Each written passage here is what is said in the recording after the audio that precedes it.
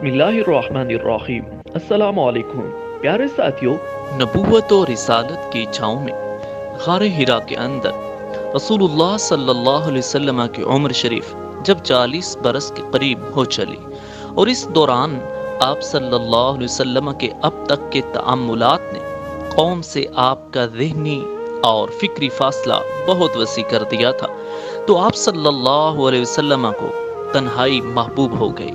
چنانچہ آپ صلی اللہ علیہ وسلم ستو اور پانی لے کر مکہ سے کوئی 2 میل دور کوہ ہرا کے ایک غار میں جا رہتے۔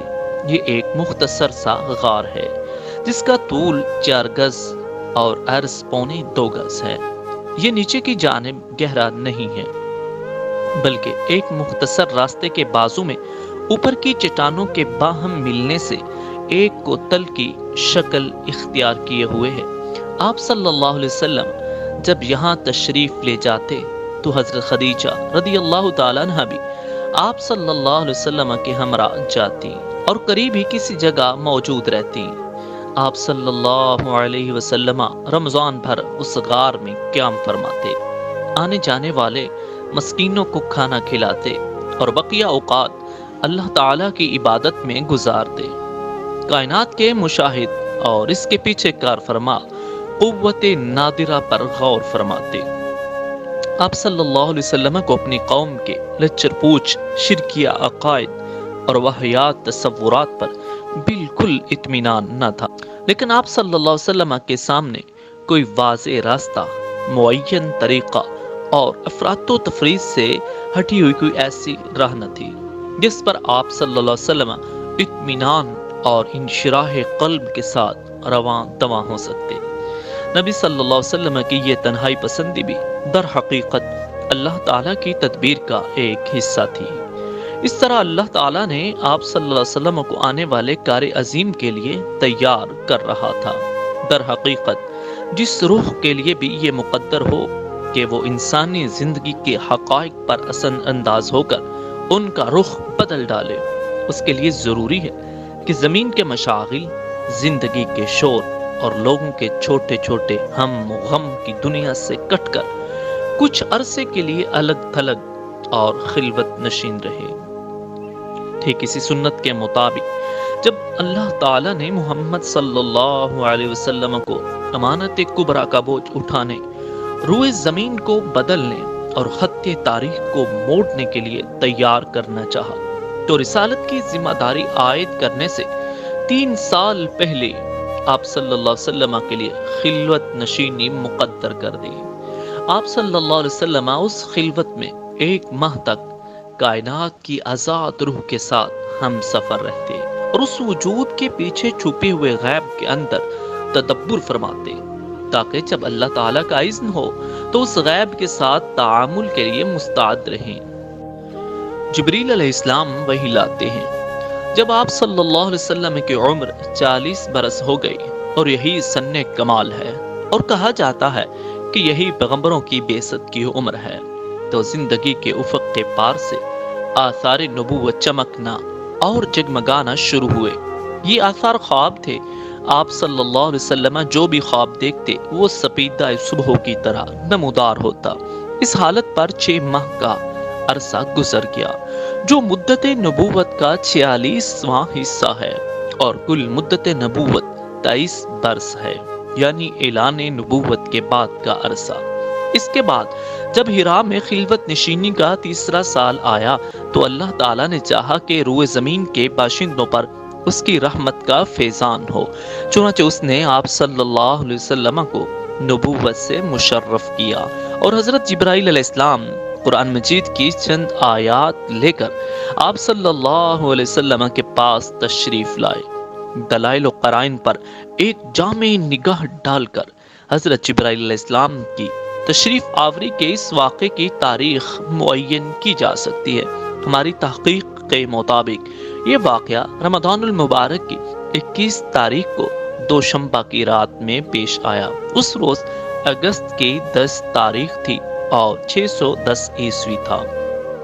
قمری حساب سے نبی صلی اللہ علیہ وسلم کی عمر 40 سال 6 مہینے 12 دن اور شمسی حساب سے 39 سال 3 مہینے 22 دن تھی۔ آئیے اب ذرا حضرت عائشہ رضی اللہ عنہا کی زبان اس واقعے کی تفصیلات سنیں۔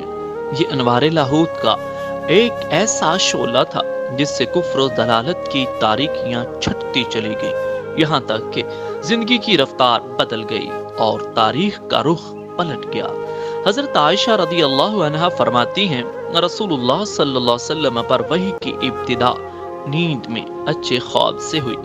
آپ صلی اللہ علیہ وسلم جو بھی خواب دیکھتے تھے وہ سپیدہ صبح کی طرح نمودار ہوتا تھا۔ پھر آپ صلی اللہ علیہ وسلم کو تنہائی محبوب ہو گئی، چنانچہ آپ صلی اللہ علیہ وسلم غار حرا میں خلوت اختیار فرماتے اور کئی رات گھر تشریف لائے بغیر مصروف عبادت رہتے۔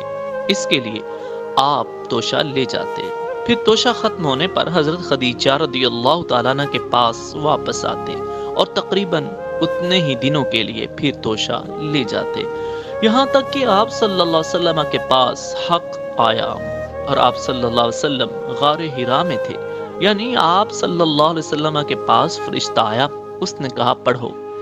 آپ نے فرمایا میں پڑھا ہوا نہیں ہوں۔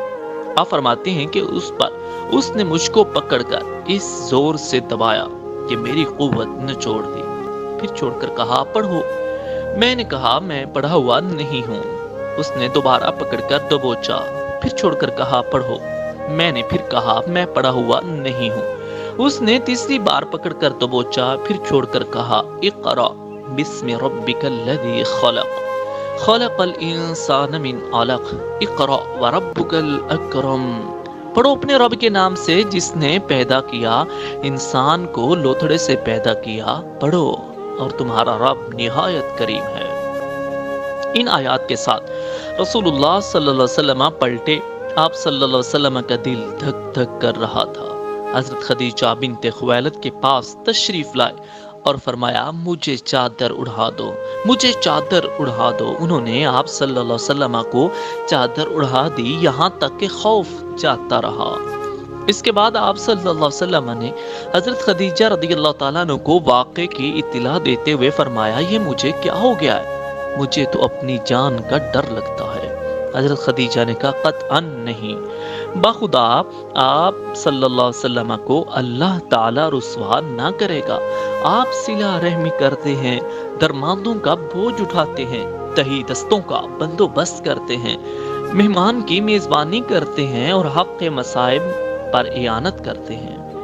پیارے ساتھیوں، اگر آپ کو اپنے پیارے نبی کے بارے میں جاننا اچھا لگ رہا ہے تو آپ کے ایمان کا تقاضا ہے کہ نیکی کے اس کام میں دوسروں کو بھی شریک کریں اور ان کے ساتھ بھی اس چینل کا لنک شیئر کریں تاکہ دوسرے لوگ بھی سیرت النبی اور محبت رسول صلی اللہ علیہ وسلم کے نور سے منور ہو سکیں اور آپ کو بھی اجر عظیم ملے گا۔ عزیز ناظرین، ویڈیو کو آخر تک دیکھنے کا شکریہ۔ لہذا ہماری اگلی ویڈیو کو دیکھنے کے لیے چینل سبسکرائب کر لیجئے اور بیل آئیکن کو پریس کر لیجئے تاکہ ہماری آئندہ آنے والی ویڈیو آپ کو بر وقت مل سکے۔ جزاکم اللہ خیرہ۔